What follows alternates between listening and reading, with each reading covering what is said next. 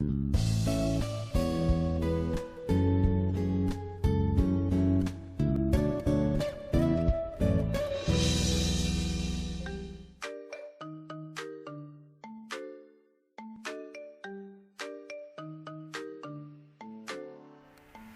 exercice 2, on pose Z1 est égal à moins 1 moins I racine de 3, Z2 est égal à 1 plus I, et Z, grand Z, c'est Z1 à la puissance 4 sur Z2 à la puissance 3.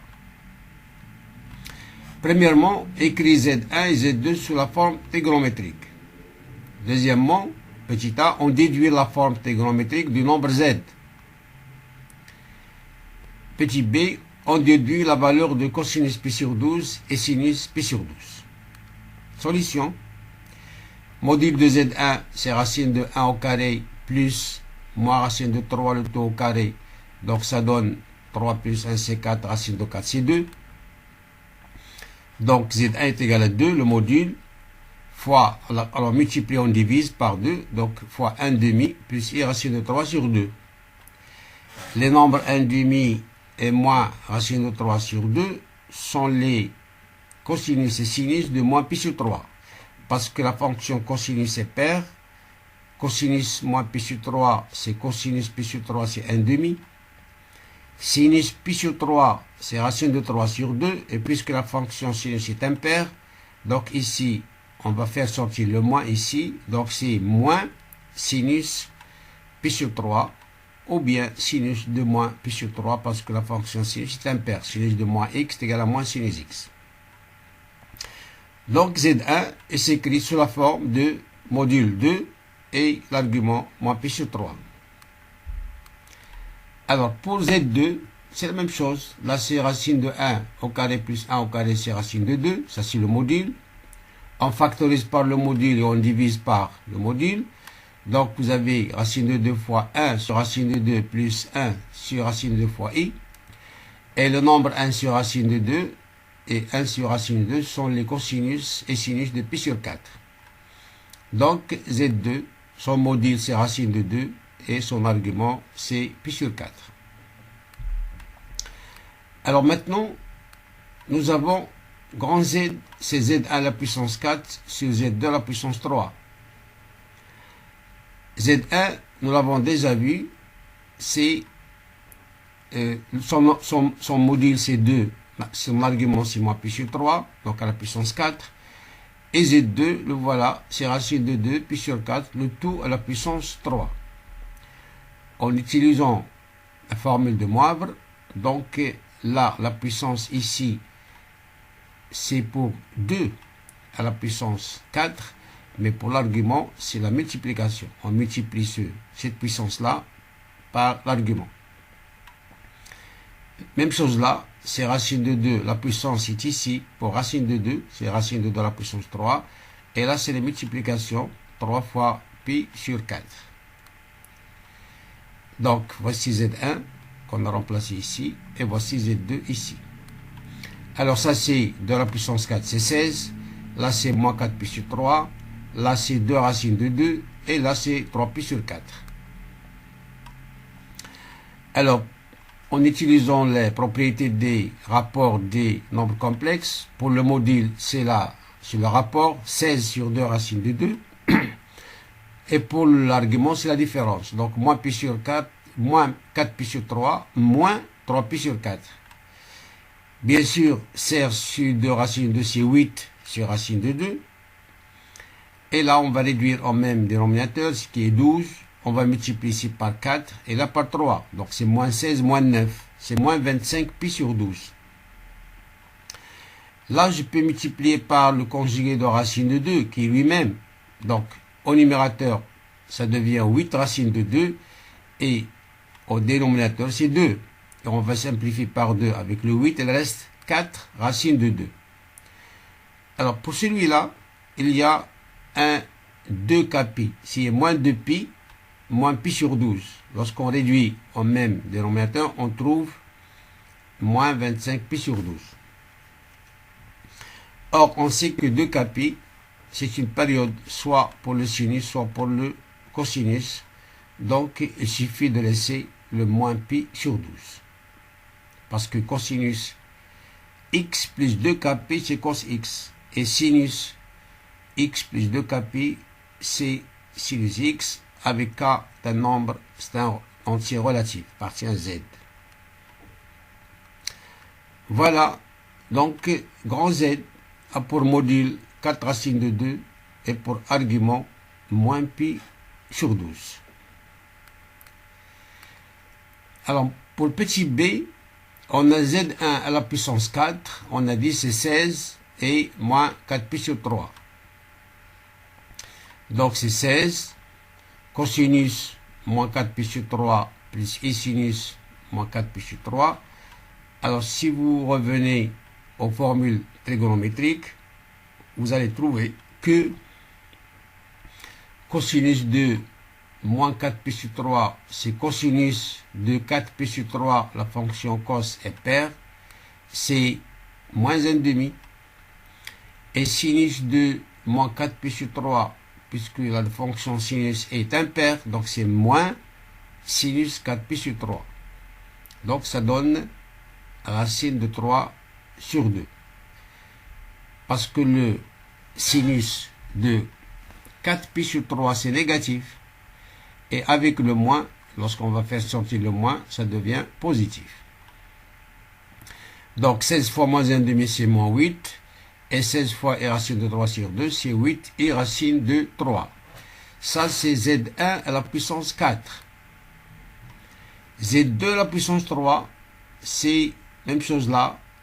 On a déjà vu ça. Ça, c'est 2 racines de 2. Et c'est 3pi sur 4. Donc, le module, c'est 2 racines de 2. Cosinus 3pi sur 4 plus i sinus 3pi sur 4. Le cosinus de 3pi sur 4, c'est moins racine de 2 sur 2. Et le sinus, c'est racine de 2 sur 2. Parce que c'est dans le deuxième cadran.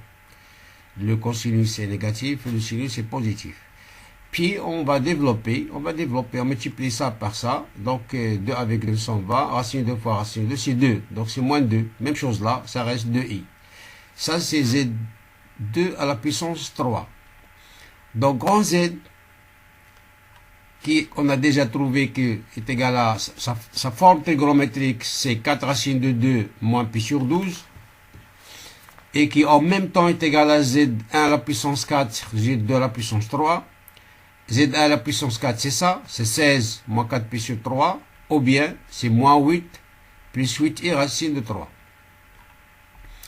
Z2 à la puissance 3, c'est 2 racines de 2, 3pi sur 4, ou bien moins 2 plus 2i. Ça, c'est la forme algébrique, et ça, c'est la forme trigonométrique. Même chose pour Z1 à la puissance 4, ça, c'est la forme algébrique, et ça, c'est la forme trigonométrique.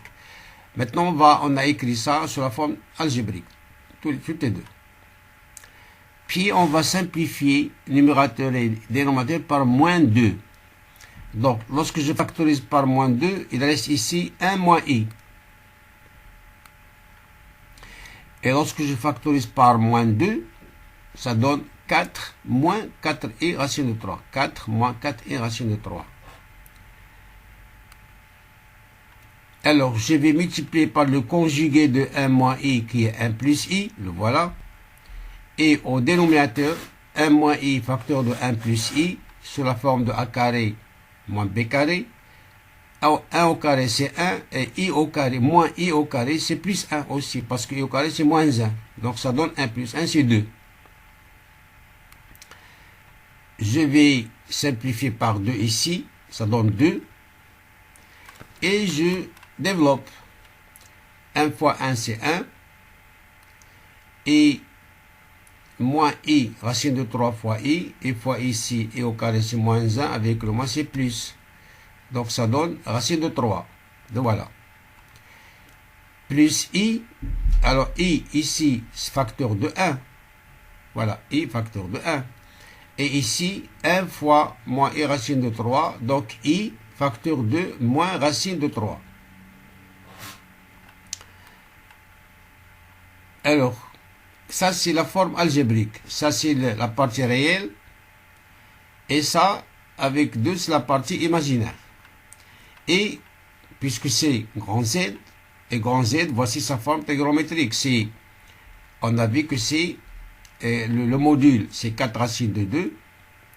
Et l'argument, c'est moins pi sur 12. Donc, c'est 4 racines de 2 cosinus moins pi sur 12, plus i sinus moins pi sur 12. Donc, ça, c'est la forme algébrique, et ça, c'est la forme trigonométrique de grand Z.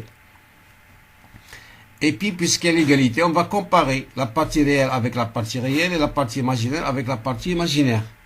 Donc, 4 racines de 2 cosinus moins pi sur 12, ça, c'est égal à 2 fois 1 plus racine de 3. Et 4 racines de 2 fois sinus moins pi sur 12 est égal à 2 fois 1 moins racine de 3. Alors voilà, on compare la partie réelle et la partie imaginaire. Vous avez 4 racines de 2 cosinus moins pi sur 12, le voilà, est égal à 2 fois 1 plus racine de 3. Et 4 racines de 2 fois sinus moins pi sur 12, le voilà, est égal à 2 fois 1 moins racine de 3. Maintenant, cosinus, la fonction cosinus est paire, donc c'est cosinus pi sur 12. Et je divise ça par 4 racines de 2.